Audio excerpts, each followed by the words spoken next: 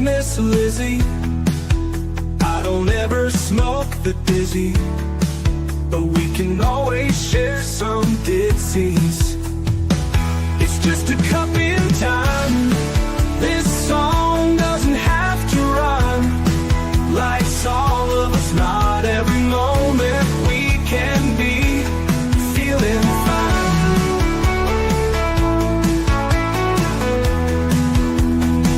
I wanna share a moment, just a second if you will, maybe even a cup of thrill.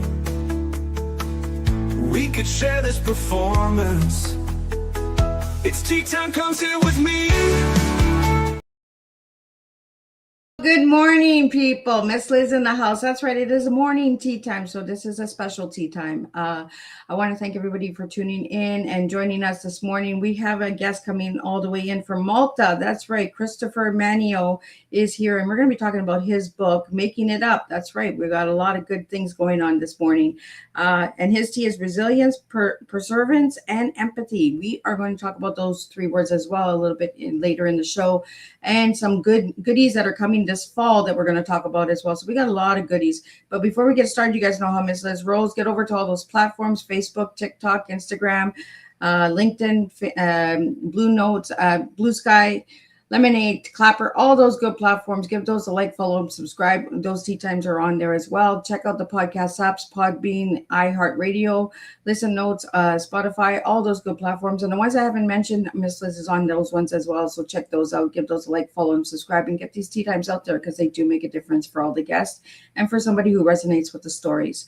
Also, jump over to babyboomers.org. Miss Liz is partnered with them. And if you're looking for something different that Miss Liz doesn't offer, there is over 50 different podcasts over there as well. So you can also get yourself featured on some of those podcasts if you're looking to be featured on different podcasts as well. So check out babyboomers.org.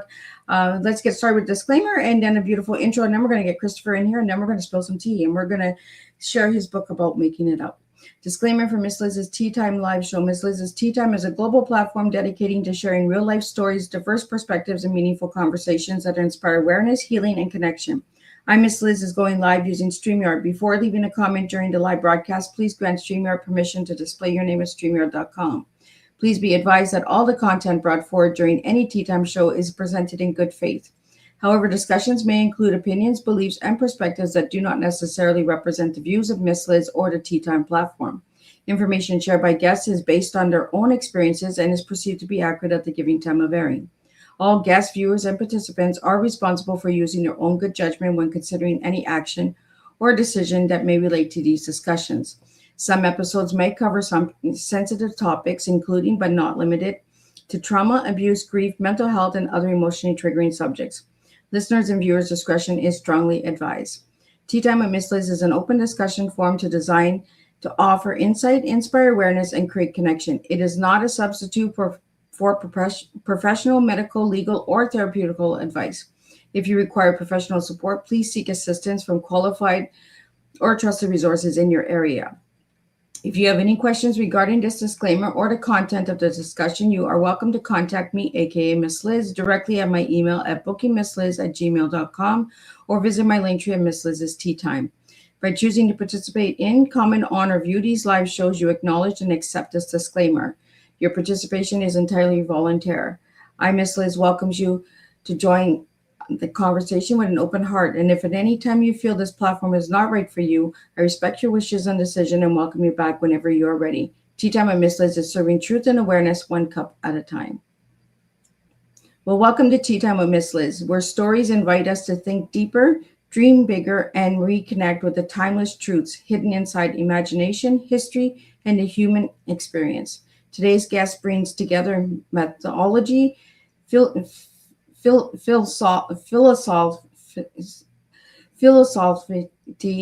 storytelling, and education in a way that challenges readers to explore not only fictional worlds, but the deeper questions within themselves. Please join me in welcoming Christopher Mannino, award-winning fantasy author, educator, mythologist, and creator of the Wielder Secrets series. I'm going to get him to pronounce it in case I'm mispronouncing it. Christopher's work blends epic fantasy and mythology, ethics, philosophy, and coming of age themes that resonates deeply with both young readers and adults alike. Through rich storytelling and layers characters, he explores courage, identity, sacrifice, destiny, and the choices that shape who we become. As both an educator and a storyteller, Christopher believes stories have the power not only to entertain, but to awaken curiosity, reflection, empathy, and critical thinking. Today's Tea Time will explore mythology and modern storytelling, fantasy as a reflection of humanity, identity, courage, and self discovery, philosophy, and ethics through fiction, the enduring power of imagination. Christopher reminds us that stories are more than escape. Sometimes they are maps, helping us better understand ourselves and the world around us. So grab your cup and join us for a thoughtful and imaginative conversation filled with wisdom, creativity, and real life tea, truth, experience, and awareness. And let me get Christopher in here and let's spill some tea. Welcome, Christopher. Hello, thank you so much for having me, Miss Liz.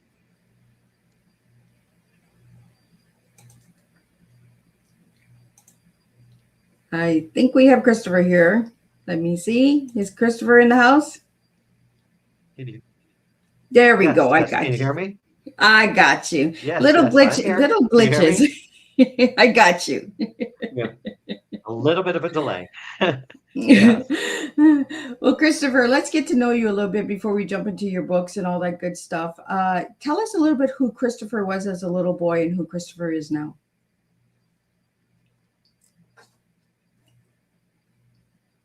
Absolutely. Well, I was just Chris as a little kid, but I will say that I have wanted to write for as long as I can remember. When we were very young, when I was very young, and my family, we were living in Western Massachusetts in the Berkshires, and my family moved out there. I must have been about 8, and I remember for a long time I struggled to make friends.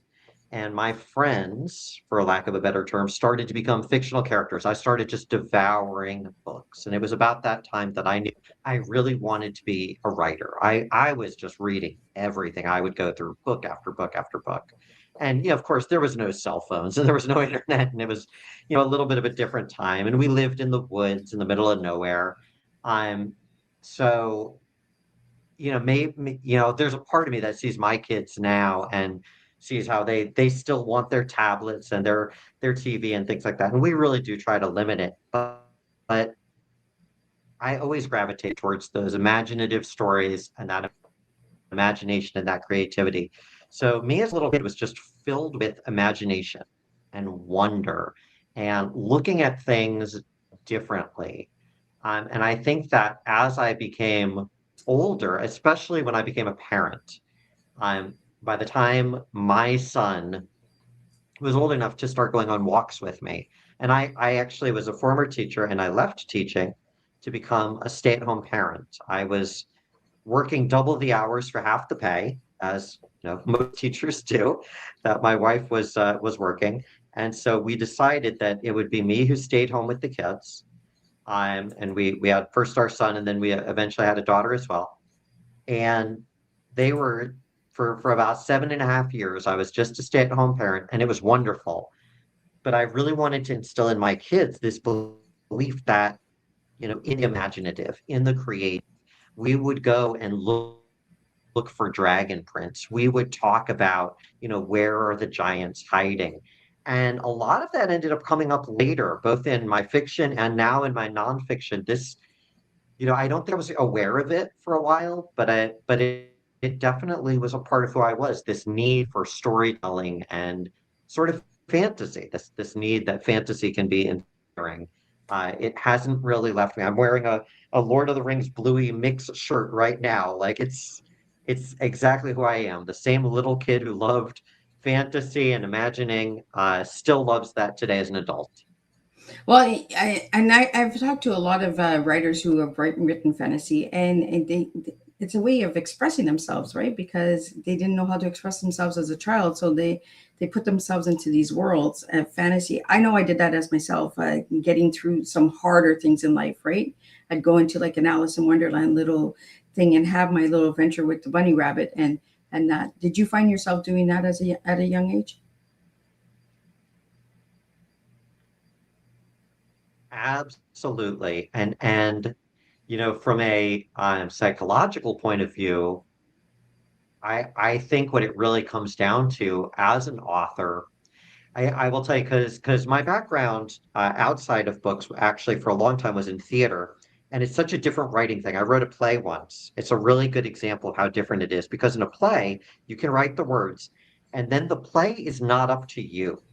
You don't do it. It's up to a team of people, and it's a beautiful process and it's its own thing. But as an author, you are literally God of this world. And so whether you're a little kid escaping into a book or you're an author escaping into your world, I think that control, that knowing what will happen. Whenever I start, and I just started a new book, actually, I'm outlining it right now. I just started it a couple weeks ago. Every time I start a book, I know how it's going to end. I'm not one of those people who has an idea and doesn't know where it's going. That's never been me. I know exactly how each book will end.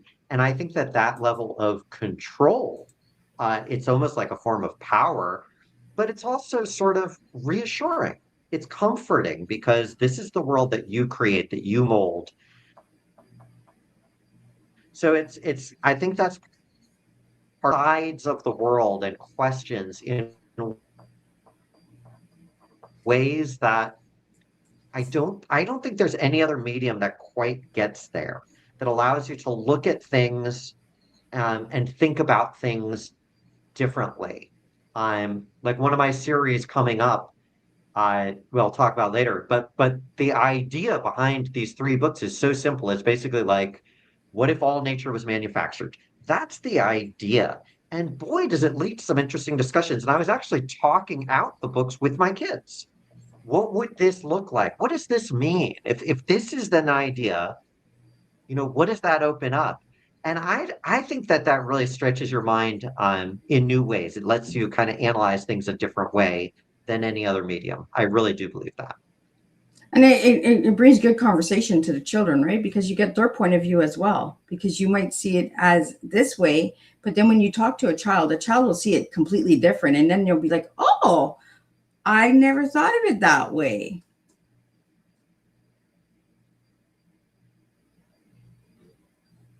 Absolutely, yeah. I with my children's books, I definitely talk out the ideas and I actually try to read my books to my kids too. Any author will say that one of the most important parts of writing is having test readers. And I'm lucky enough that mostly because I work in education or did for so long, I don't at the moment. But I have a lot of friends and former students and kids of former students. So I'm lucky to have kid test readers for my kid books. That's itself a blessing. But even before that, just talking out things, you're right, with your kids, it does open up like, how do they see this? How would they interpret that? And it's always different than you expect. And it really it gives you pause. And that doesn't mean you're going to just take anything they say, but it at least gets you thinking, at least gets you reevaluating, what do you want to keep on the page? What do you want to move forward with?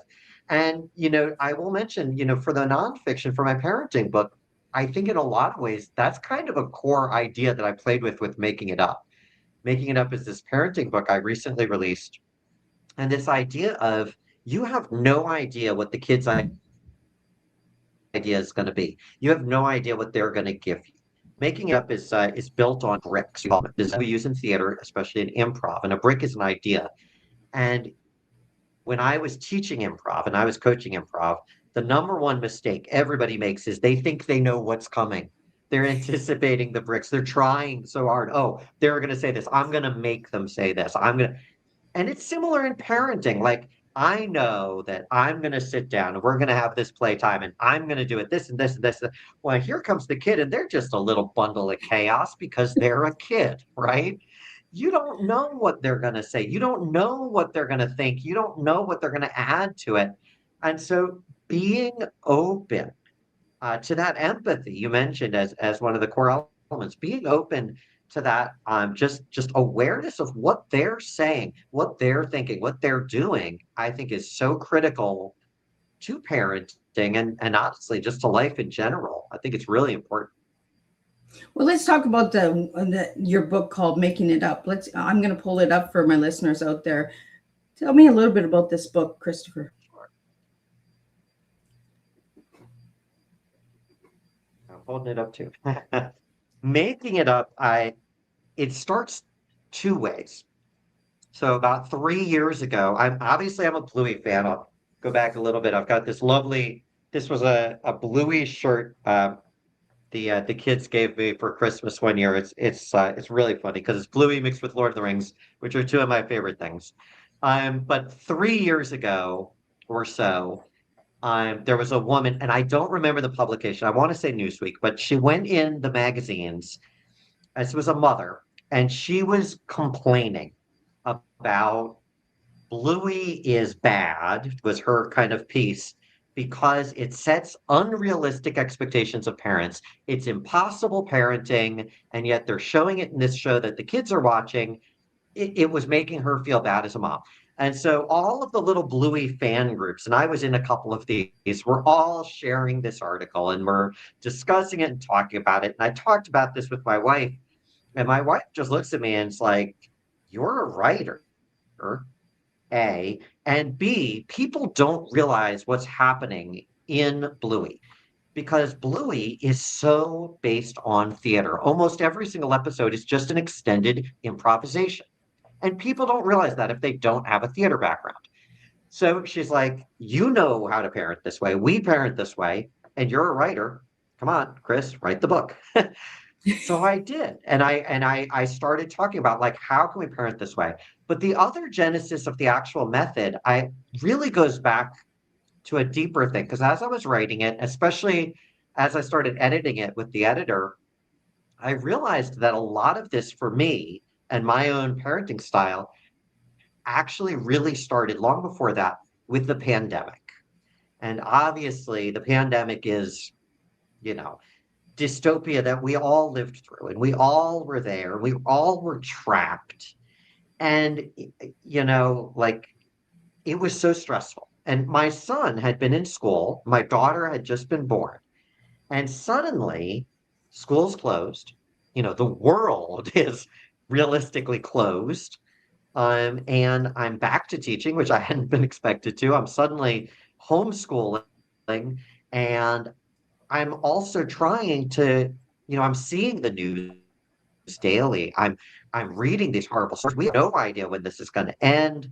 The shopping center where we were, the police were handing out the toilet paper because they were worried people were just going to storm it. It was like, how do you deal with all that and raise the kid? Because the kid is a sponge. My son was, I want to say like 5 at the time. He was just absorbing everything. How do you keep him excited, happy, resilient? How do you keep him persevering when you feel like, God, I'm in the middle of the end of the world? It's what it feels like. The movies have all come true. And that was the other key for making it up. What I realized that I was doing sort of accidentally is I was dipping into my own background as an actor. And there's this thing that if you've heard of method acting, that actors are trained to do, and this has been around for well over 100 years, but it's called emotional recall. And the way it works is you tap into a memory, a real positive memory of something that happened to you. This is what I started doing to kind of keep myself moving forward. In fact, during the pandemic, each morning I would get with my son, my daughter, we would take a little picture of the three of us smiling. And I was like even posting it, pandemic positivity, something like that. That was my happy moment. So then later on, I'm going to doom scroll a little bit, or I'm trying to juggle teaching and this and, everybody's baking their own bread and, all the pandemic stuff, right? And we're wiping all the counters and everything. And my mind starts going a million places. Nope, I'm going to put it back on that smile. And instantly I'm going to become calmer. It's the same trick we use as an actor. It's the same way Romeo if he's in Romeo and Juliet, pretends to be in love with Juliet. He's not. He's not really in love with her. And he's really not dead at the end of the show. He's got to do another show tomorrow. How do you fake that? How many times has he got to Is die, right? you do it by tapping into these memories. Right. And man, if it's a long run, it's going to be a lot. But you have to tap into these memories. You have to tap into these emotions because otherwise it's not real. And, actors, whether they're the most professional seasoned actors or they're new actors, they're constantly looking into ways. This is a trick we use as actors because you have to keep it fresh. You have to keep it real because once it's fake for you, once it's a lie for you as an actor, then it's an instant lie for the audience. They will check out. Same thing with a parent. If you are stressed as a parent in real life, guess what your kid is? They're stressed. Yeah. If you are sad, your kid is sad. And so, and if you're angry, if you had a hard day at work, your boss yelled at you or you didn't make your quota or whatever, and you come in and you're trying to play with your little kid and that's on your mind, that's what the kid picks up. And they pick up that you're mad at them and it's their fault. And maybe they didn't meet their quota and they don't even know what a quota is and so on. And so it's so critical for you to kind of go into this with that empathy and that perseverance. Yeah, that's how the book comes about. Sorry, that was a long answer, but that's how it comes from those two things. The Bluey style improvisation is one pillar, and then the method acting style, what I call the anchor, is the other. And together, it's a beautiful method, and it genuinely makes a difference with your kids and in your life. Well, I want to talk about a little bit about that book because in the book, you have where I want to get over here. Stop dodging meltdowns and start chasing dragons 10 minutes a day. What's the 10-minute a day exercise?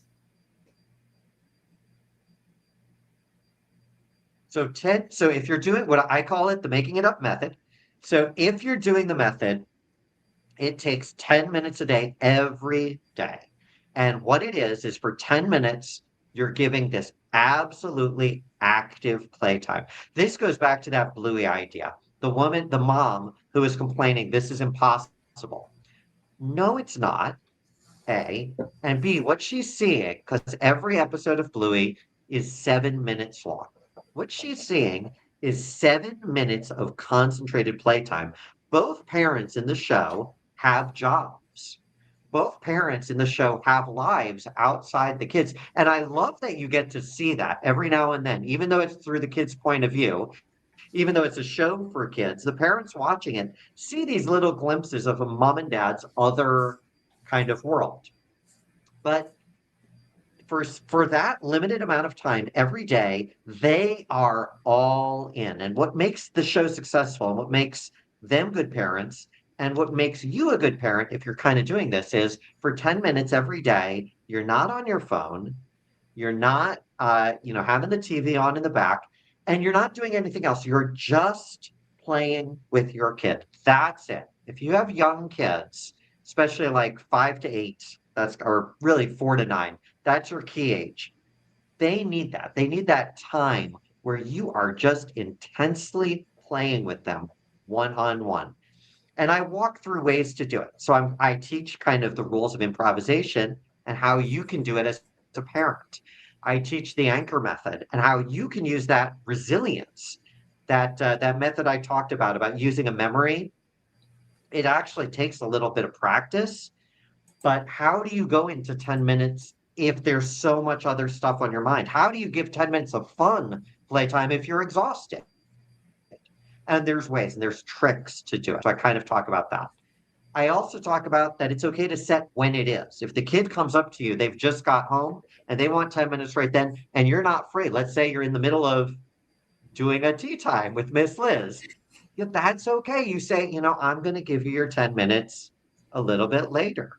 That's fine. I literally had this conversation an hour ago with my kid, and that's 100% okay too. It's okay to set those boundaries. But I think that a lot of parents, when I was the stay-at-home dad, we would go to playgrounds or we would be at the cul-de-sac, And I would look at all these other parents, and I have to say, and I think it's hard being a parent. I get that. But I look at a lot of other parents who don't really try to engage with their kids. They'll bring them to the playground and then they'll sit on the phone and just stare at their phone.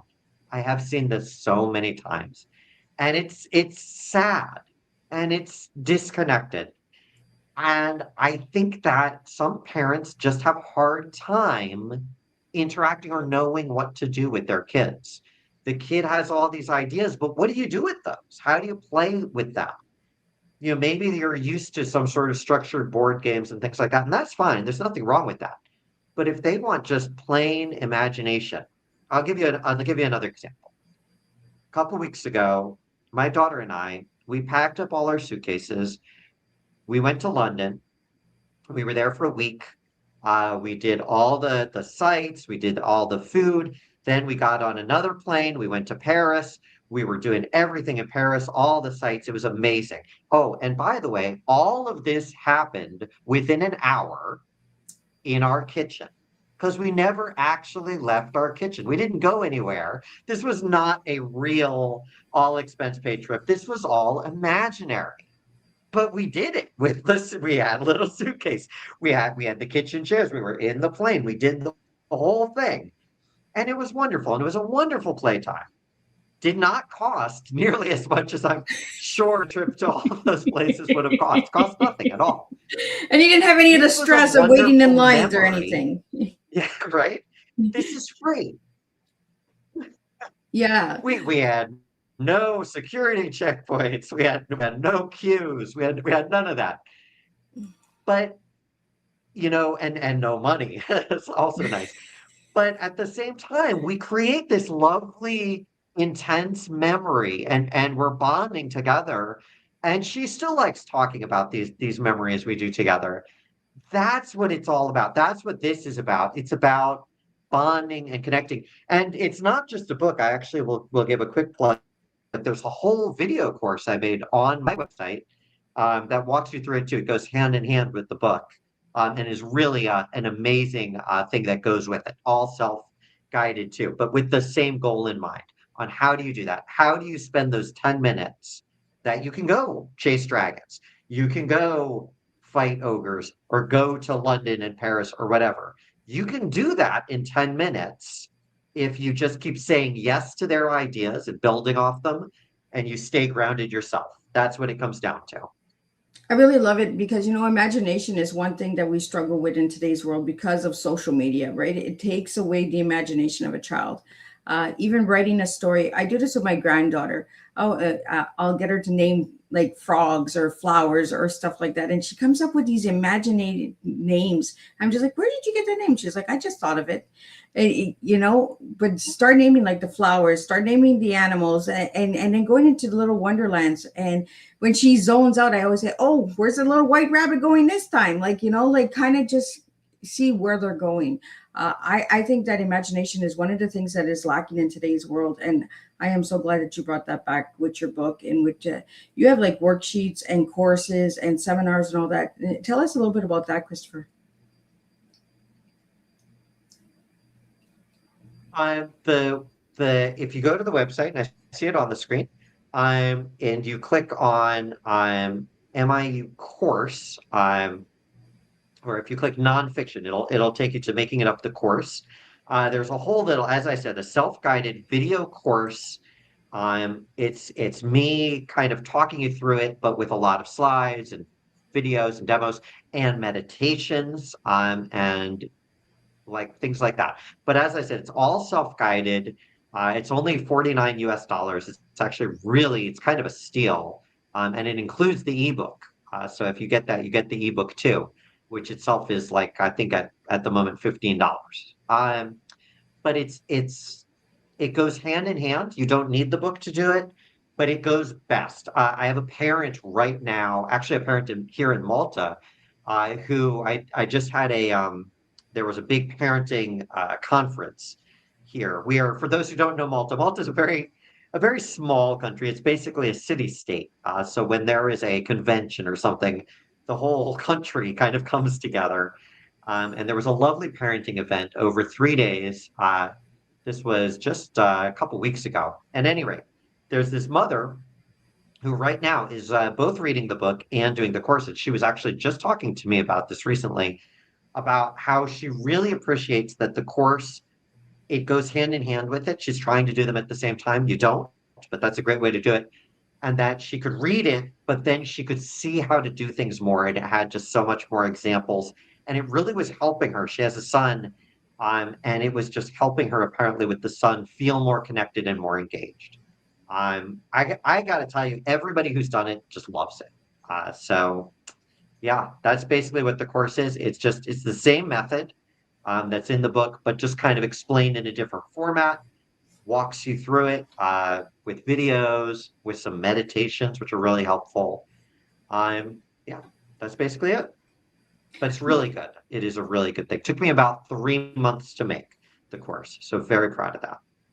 Christopher, let's talk about the bricks to use anchor. What's that about?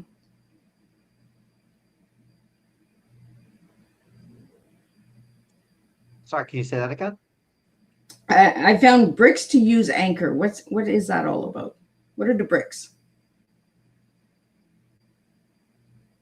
So the bricks and the anchor are two different things. I will explain. So hold on. There's actually a lovely picture in the book. I'm like tempted to turn to it if I can find it, but I'm not sure I'm going to be able to find it. The book is illustrated, not by me, by a lovely guy in London, Corey Reed. I've never met him personally. Here, I actually show the back of the book. If my camera agrees, my camera is being fussy, but on the back of the book, oh, there it sort of is. I don't know why it's trying to blur it. Is a picture of kids building a castle, and they're building it with bricks. So a brick, what we call a brick, this is from improvisation. And improvisation for a lot of people is a little bit of a scary term, and theater, I know, is also a scary term. This is not whose line is it anyway? I really want to emphasize that. This is not improv that you go to an improv show because, excuse me, improv has a sort of reputation of being funny and silly. And it can be, and improv can be funny. There's nothing wrong with funny improv. But things like that, like Whose Line especially, they sort of give it this, oh, it's just all about the gags. It's meant to be funny. Not exactly. Improv in its purest form is actually one of the oldest forms of theater. You could argue it's the very earliest. The myth we do in theater education is the first theater, the very first theater, long before the Greeks and Thespis and all that. The very first theater is caveman comes home from the hunt, and cavewoman is like, where have you been? And instead of answering out loud, he acts out the spear and hunting the mammoth, whatever. Obviously, nobody knows if that really happened, but that's just an improv. And improvisation is something you're making up on the spot. But to do improvisation with other people, it involves bricks. And a brick is an idea. It is a unit. A brick is anything. And it is the smallest unit possible. If you're cooking or you're doing whatever, and the kid wants to play with you, and the kid walks in and says, Dad, I'm flying. Help me find the dragon. He has given you more than one brick. You are Dad. Now, that might be who you really are, but he didn't have to say that. That's a relationship. That's a brick. I'm flying. He's flying. That's a brick. We know that he is flying. He's looking for a dragon. That's a brick. So he gave you 3 bricks. Ideally in a scene, and to go back to that picture of the castle they're building, ideally in a scene, what happens is you and everybody else, if usually they're done in 2 partner things, they're putting bricks one at a time so that the tower goes up. I used to teach high schoolers for years. I taught high school theater, and when we started improv, I would actually draw a similar picture to that. Because everybody who would try to do these 2-person scenes would go in and they would either have all the ideas or none of the ideas. The scene doesn't go up. The tower doesn't build. This is the secret to Bluey as well, to go back to Bluey. Why does Bluey work? Because they're using bricks all the time and they're saying yes. There's a specific episode of Bluey, Joe Brum, the creator, he's very versed in theater. He knows what he's doing. And as does the whole team. And I've met a number of them. They're wonderful people on this. But there's this one episode in particular called Octopus. It's a first season episode, but it may be the episode where he kind of acknowledges it the strongest and breaks the third wall. Because this is an episode that doesn't take place in Bluey's house. It's in the friend's house. And they're trying to figure out why they can't play like Bluey. Why is it failing? And at the end, the kind of realization, the climax is, wow, well, we keep saying no to each other. What happens if we say yes? That goes to those two words that are at the core of improv. And if you're familiar with improv, you know these two words are, of course, yes and. But what does that mean? It means you accept a brick. That's what yes is. And you build on it. That's what and is. To build a tower, Dad, I'm flying. Yes, I am Dad. Yes, you are flying. Yes, you are looking for a dragon. And my jetpack doesn't work. Like I was just thinking off the top of my head. I would need other ones, but like I've instantly built on top of that. Yes, we're looking for the dragon, and my jetpack doesn't work. Oh, your jetpack doesn't work. Let's go to the mechanic first. And suddenly something starts happening. Play starts turning into play. It starts building. It starts growing a life of its own. This is the beauty of theater. They do it so well in literally every episode of Bluey. And that's what I wanted to teach. That response to the mom saying this is impossible. And I think that parents who aren't familiar with improv, especially, don't know that this doesn't have to be improv is not just for the stage. And it's not just something that you go to see and laugh at. These skills, because when I do playtime, I'll go back to that one with my daughter where we went to France and England and we never left the kitchen. It was not funny. We actually weren't laughing. It was a pretty serious thing. Improv does not have to be funny. What it has to do is it has to build. When I was teaching theater, I had a lovely improv troupe, wonderful kids, about 10 kids each year. But there was this one year I remember was one of the highlights of my teaching career. We were just after school. It wasn't a performance, but we were practicing and we did this improv and it ended up being 2 hours, the same story, a full story with little subplots and characters. And it had its funny moments, but it was not that funny. And how? How do you keep building? The trick is you keep saying yes. You keep saying yes and then building. So that's what a brick is. Sorry, that was my long answer to what a brick is. The anchor is the other pillar of making it up. And I think this is part of why this is such a revolutionary thing, because there's been some people who've looked a little bit at improv and how improv can help kids. I haven't really seen anything about improv as a parenting skill. I think that's very new and very revolutionary.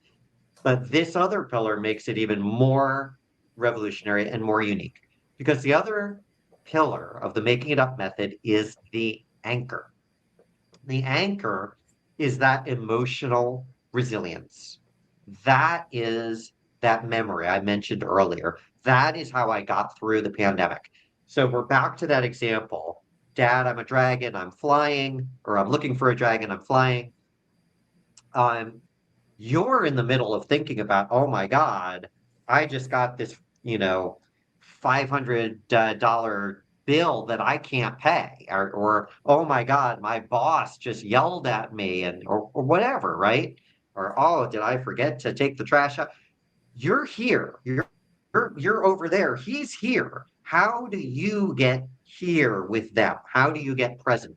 Because theater in general and improv especially does not work unless you're present. And I think that's true of active parenting in general. Those 10 minutes a day do not work if you're not actually there mentally. You can be there in the room and not there mentally.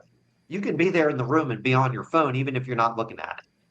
That's not active parenting. So how do you get active? How do you stay there emotionally? That's the anchor. And one of the things I encourage for those who do the course is I actually have these guided meditations where I will walk people through it. And I think that does really help. But the anchor is finding a memory that is real, like not something made up, that is recent. And I always have an anchor that is less than a month old, always. And I don't do anything in life. I actually want to emphasize this. I do have some people who come back to me with the anchor. I had a one reader who was talking to me recently, and she loves making it up with her kid, but she said, I got to tell you, I use the anchor a lot more than in parenting. I was like, yes, you should, because this can help you in everything, whether you're giving an interview or you're at work or you're talking to a spouse or you're on a date or whatever's going on in your life, that ability to just kind of recenter yourself. It's the same trick that study. There was a study a couple of years back that faking a smile makes you happier. And like nobody fully knows why. It's the same thing. Going into that happy place, if you will, almost like that fantasy escape, going into that happy memory will make you calmer, will make you happier. Right now, I will share my memory, my anchor is from just 4 days ago. So it's very recent. It was on this very chair. My daughter was homesick from school, spent the whole day home. And we were upstairs here in my office, and she asked to go on my lap and for me to spin her around. It's one of those chairs that swivels. And so she spun me around, and then she started kind of going up to my cheek and blowing raspberries. And we both just started laughing, and we couldn't stop laughing. That's it. That specific moment of laughter feels so good. I can picture it. I can basically feel it in my mind. That is my anchor.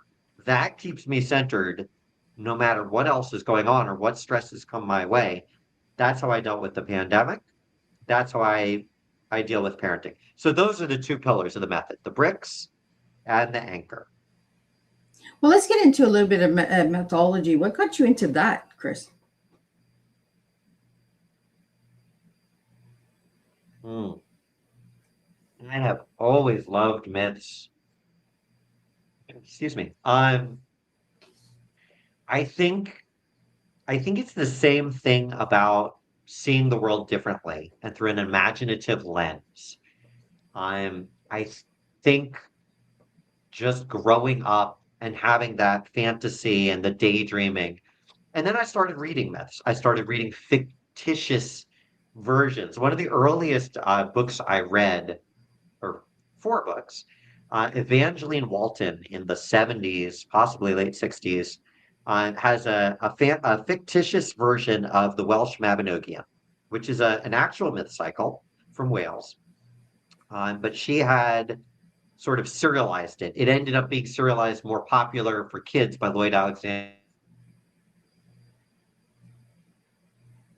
I actually have, and like, these are stories. And so that I actually got into the Welsh myths first.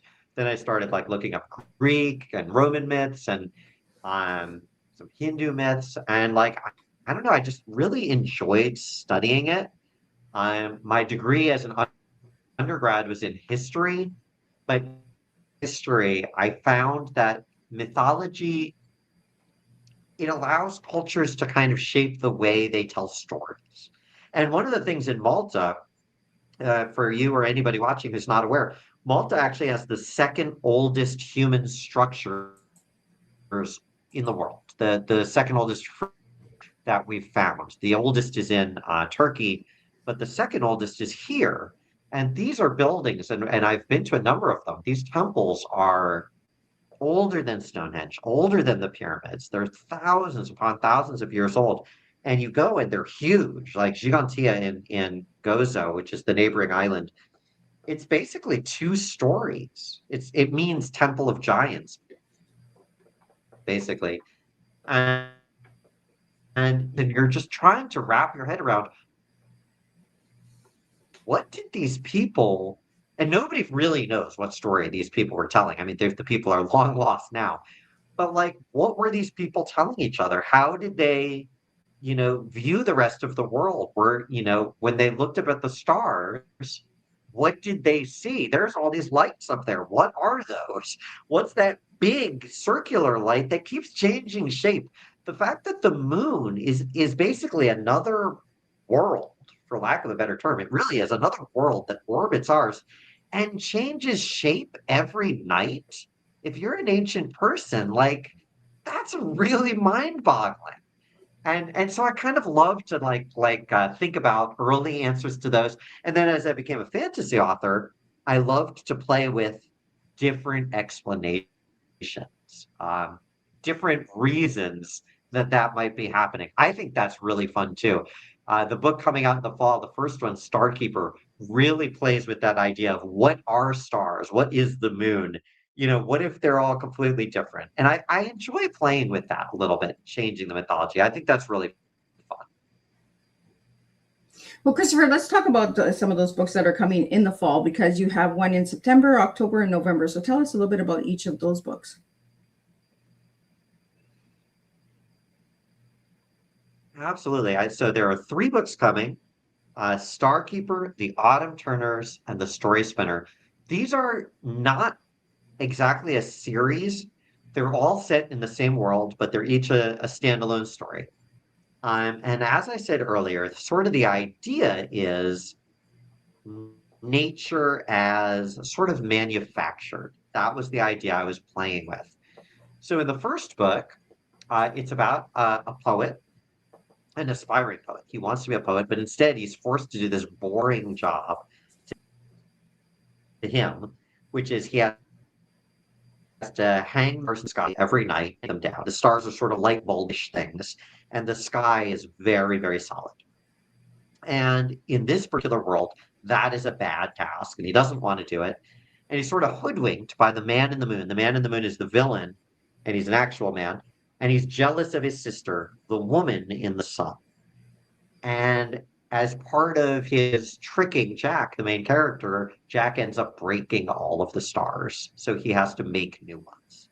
And it's this lovely book. It's this very imaginative, very visual world about this boy and his companion, who's a girl, and their journey. And they're on top of the sky, they're beyond the sky, they're creating new stars, they're trying to figure out what stars really are, which is part of the story. And it's also a story, because a lot of my books have sort of subtle messages too, and this one does as well. It's actually a book about overcoming jealousy. So I mentioned the man in the moon is jealous of the sun.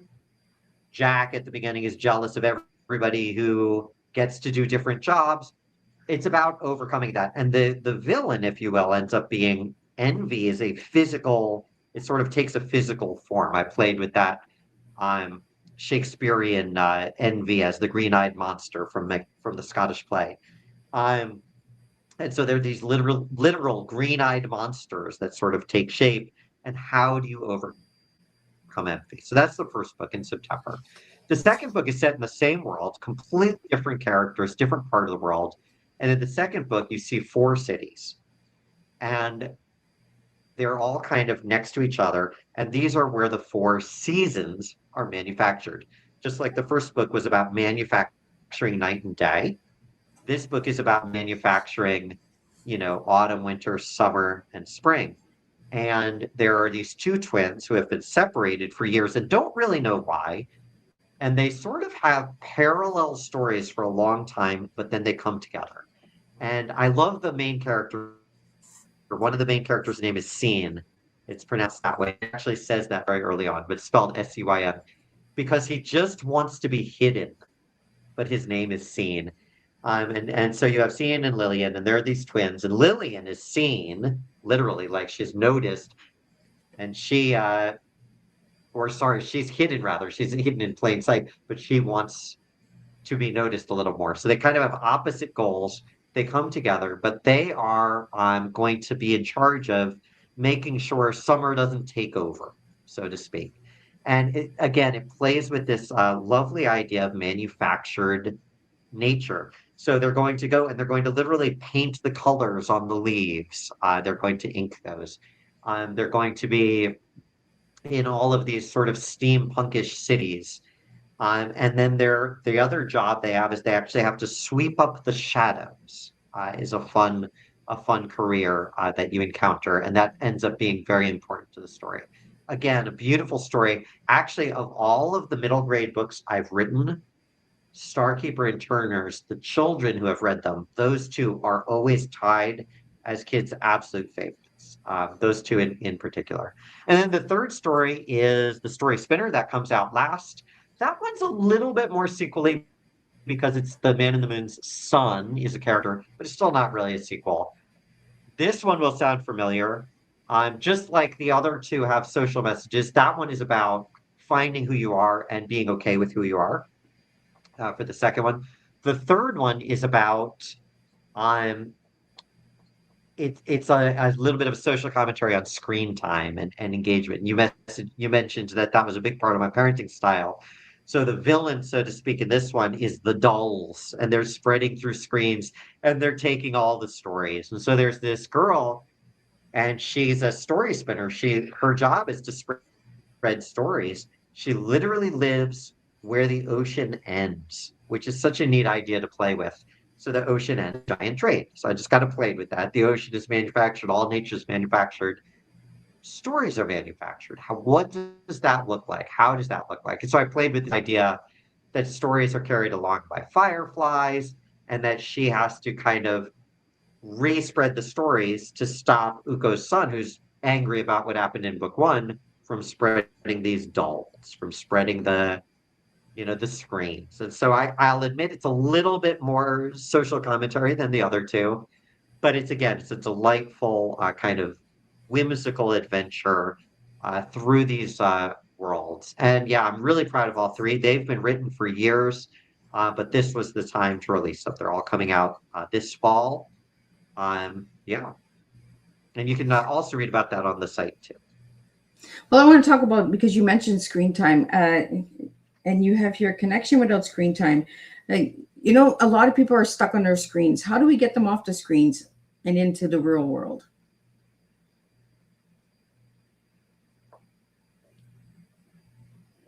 It's not easy. I will fully admit I use my phone as much as everybody. I have the same issues. I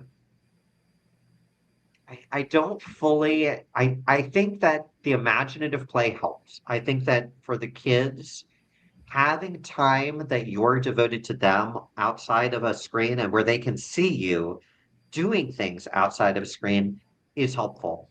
I am at the same time, I'm not anti-screen entirely. I mean, I think that that's too much the other way. Like realistically, in today's world, my kids will need computers no matter what they do. Everything needs computers, right?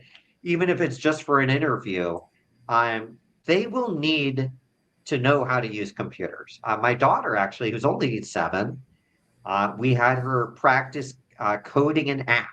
Again, we still want them to have the skills. We still want them to have the awareness to succeed. That said, you have to find things to do. I will admit, for us, part of why we are slow traveling the world, this is our answer. Now, this is obviously not for everybody, but part of our answer to get away from screens is to constantly have more things that excite them. We're in a country where you can go and, explore Roman ruins or ancient temples or medieval cities or stunning coastlines and talk about that. And we will go to the coast. And it's actually a country that's both ancient and very, very young. Malta, as an independent country, is only 50 years old. And so we talk about that too. What are the issues here? What are they doing about it? What do you, as children, my kids are 7 and 10, but they're old enough to have these conversations. And I think that's the key, is the conversations. Talk to them, talk to your kids. To get you as an adult off of screen time, I think you just got to make the effort and go and really make an effort to go somewhere new and go try something new. I know I do that. And that's something I would encourage everybody to try. I'm seeing some comments pop up, and that looks fun too.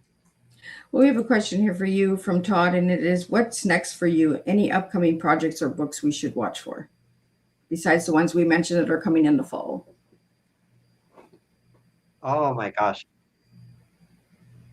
When I try to explain to people how productive I am, it's this is a little bit of my neurodiversity, but I wrote 30 books in the past decade. Now, granted, 10 of them are picture books, but 20 of them are not.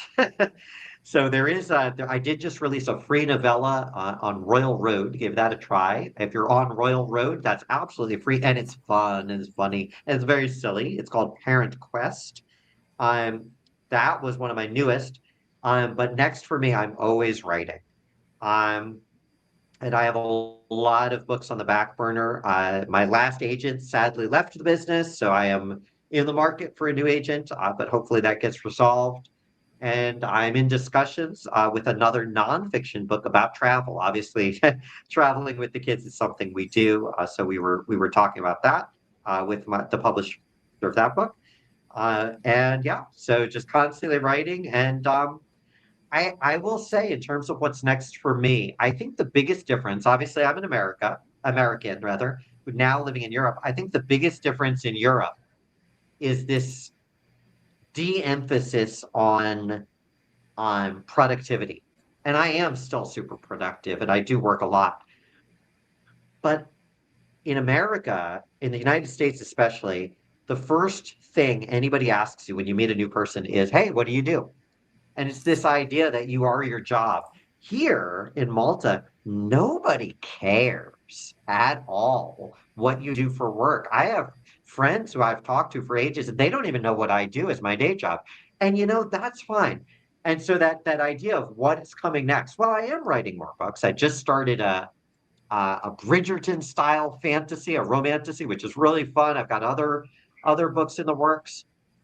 But I think for me, what comes next is just continuing to enjoy life, enjoy my kids, enjoy my travels. I think that's more important in a lot of ways than always focusing on the productivity. I like to remind myself that. I like that you're talking about travel because our 3 o'clock show that's coming in, we're going to be talking about traveling. So I love that the two guests always align together. For some reason, the universe does this and they just put my guests together. They're booked at different times. And I just love that you're talking about travel, Christopher, because the next guest that's coming at 3 o'clock is going to be talking about travel. So we have a question here from Profit Power. If you could leave the viewers with one message today, what would it be, Christopher?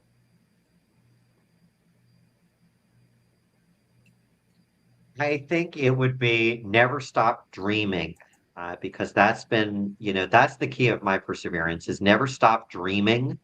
I'm like, let yourself imagine, let yourself dream big, let yourself, fantasize is fine. Go out and explore the world. But yeah, don't stop dreaming. And I think there's a lot of social media. You mentioned the problems with social media. There's a lot of social media right now in particular that tries to stifle your dreaming, that tries to say, oh, everything's bad, or this is wrong, or this is hard, and I think that once we stop dreaming and we stop pushing, that's when we stop being humans. That's when we start just being the AI bots or whatever. And that's really what I would leave. Never stop dreaming. Now, Christopher, do you think you'd ever write a book about the AI bots and trolls that we have on social media? Oh, I do not know. I do not know. It is definitely out there. I've considered it. I don't know. It would be probably taking a method similar to this of getting away from that. But I don't know. I don't know exactly what that book would be at this point. But we will see. You just never know what Christopher is going to come up with. Hey, Christopher, if you'd like to just spell out your website and final message for all the viewers today.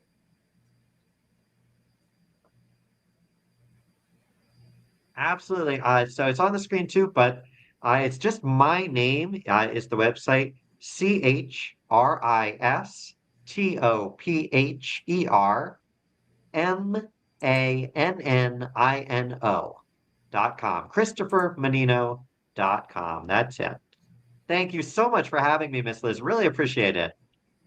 And your final message for everybody today. I know you said never stop dreaming, but what is your final message for the parents out there?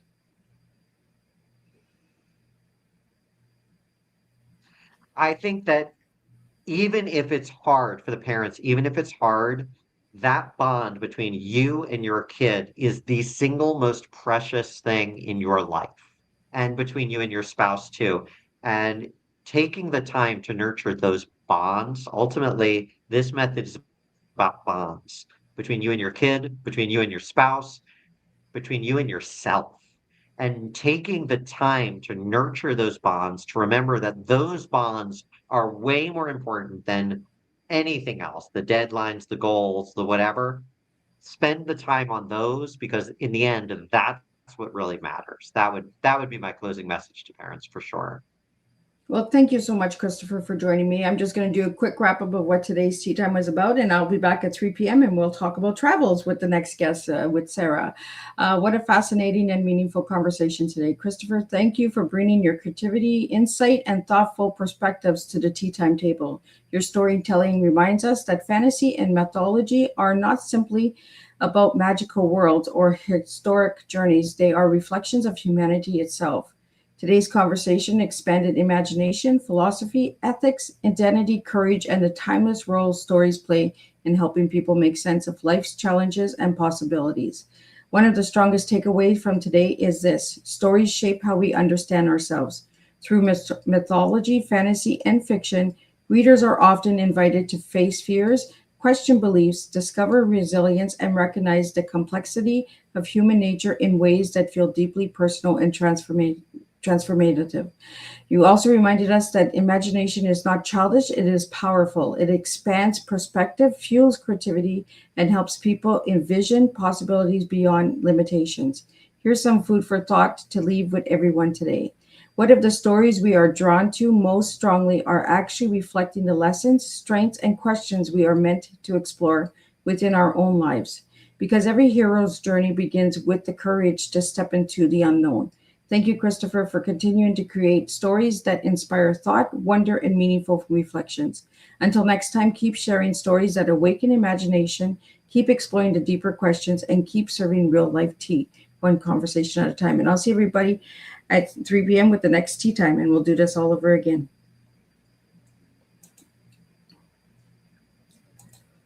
Thank you.